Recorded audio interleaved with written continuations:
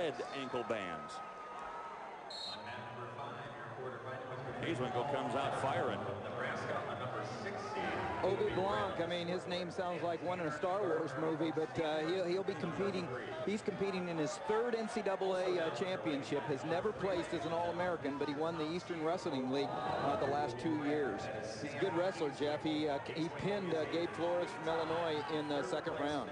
He is wrestling well, but I think the story here will be Hazewinkel, and whoever really gets on the board first sets the tone and starts to manage the match their way. Guys, is the injury to Hazewinkel the biggest question mark for him? It's not his wrestling ability.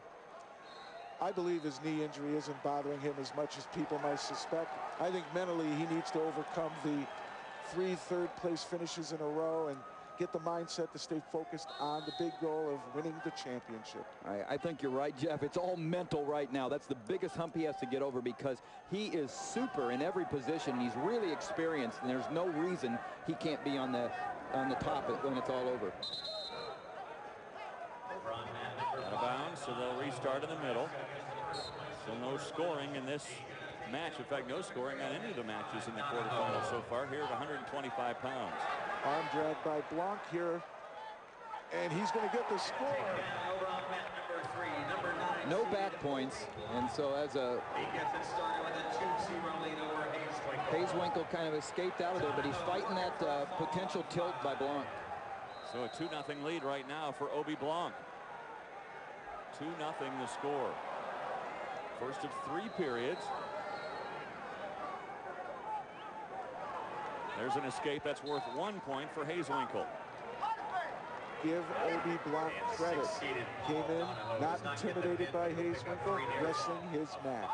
0 lead for the number 6 over the number 3.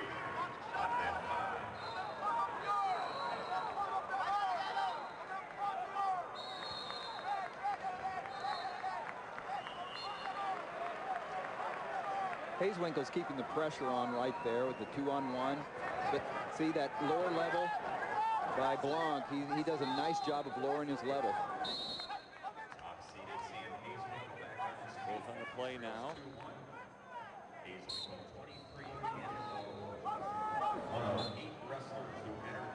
You cannot be offensive if you're going to attack the legs without lowering your level and then penetrating, and that's what Blanc seems to be able to do. But right now he's having a hard time getting past. Oh, there's a drag by Hazewinkel. Did a nice job. Took a lesson from Blanc, same move that Blanc scored with. He'll probably try to ride him now the rest of this period, won't he? That would be the smart thing to do here. Keep him down, maintain the 1-point lead into the second period. One of the keys to victory is when you can get a takedown and ride out without your opponent answering with that one escape. And so this is a big 8 seconds.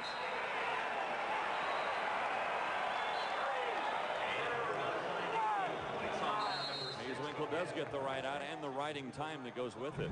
ESPN 360 covers the full spectrum of sports. Fans can see hundreds of live events, as well as highlights, inside analysis, extended interviews, previews, and premieres of upcoming ESPN shows and movies, plus archives of some of your favorite ESPN titles. Log on now. Catch the live streaming video from all 4 quarterfinal matches at ESPN360.com.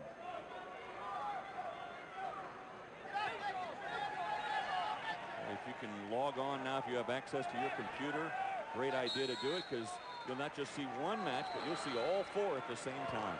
Hazewinkel did a nice job from underneath to get the escape. He had an explosive start. He did a good hip heist, came out for 1. So that's why it's 4-2 now, and now he's going in for a takedown.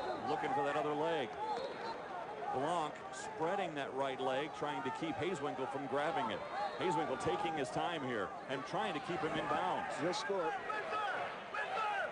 Should be able to score here.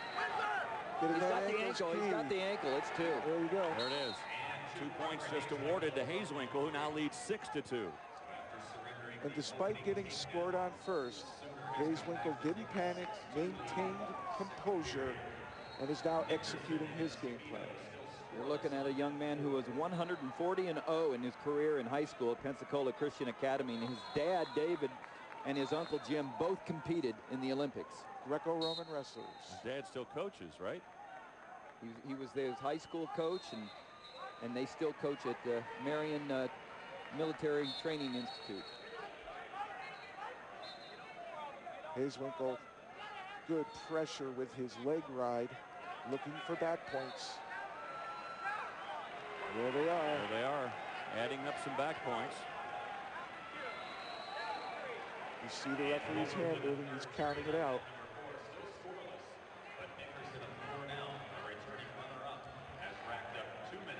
See, Hazewinkel does a very nice job on top, keeping the pressure on.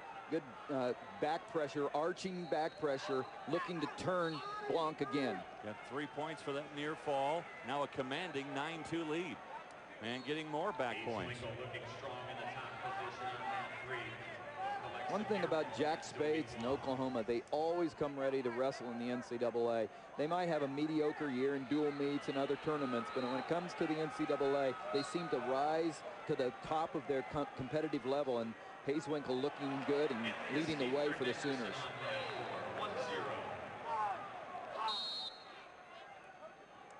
So with Hazewinkel well in command here, 12-2, we're going to jump down to Troy Nickerson and Angel-Escobedo. Give us an update, Quint.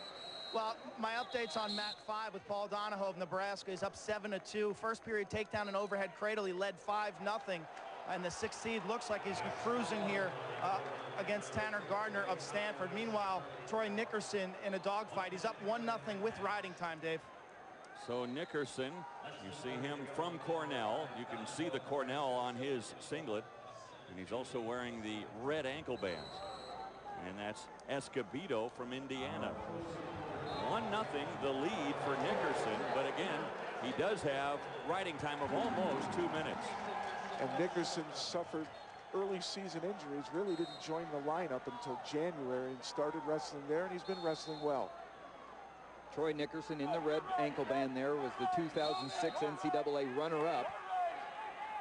Escobedo was third in the 2007 Big Ten tournament a couple of weeks ago.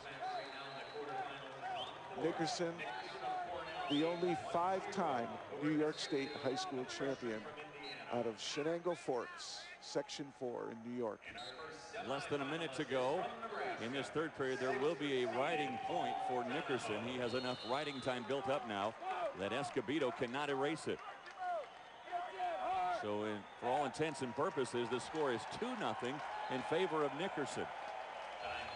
So Escobedo, he needs a takedown, and he needs it now with only 30 seconds left in this match. Nickerson works the head so well. He's got that knockdown thing going. They call a stalemate, and it's a safe hold to kill time. Escobedo can't get through that head and hands and head defense of Nickerson. Just can't penetrate through it. Out of play with 12 seconds to go. Escobedo takes a shot. And again, Nickerson able to fight him off. 5 seconds to go. And again, out of play. They'll restart it with only 3 seconds to go. Nickerson just has to watch the quick shot. He does, and Nickerson will move on to the semifinals. Two-time All-American. He's only a sophomore. He becomes an All-American for the 2nd time. So let's get you back to our feature match. Sam Hazewinkel, the #1 seed, dominating in his performance over Obenson. And like Jeff said, Obenson came out. He was ready to wrestle. He was alert and ready. But Hazewinkel is not going to be denied in the quarterfinals. And he'll become a 4-time All-American if it stays that way, and it does. A 4-time All-American, one of the great wrestlers out of the Oklahoma Sooner history books. And that's a shot of confidence by Hazewinkel going into the semifinals. So Sam Hazewinkel, he moves on to tonight's semifinals. When you look at the brackets, Hazewinkel tonight will face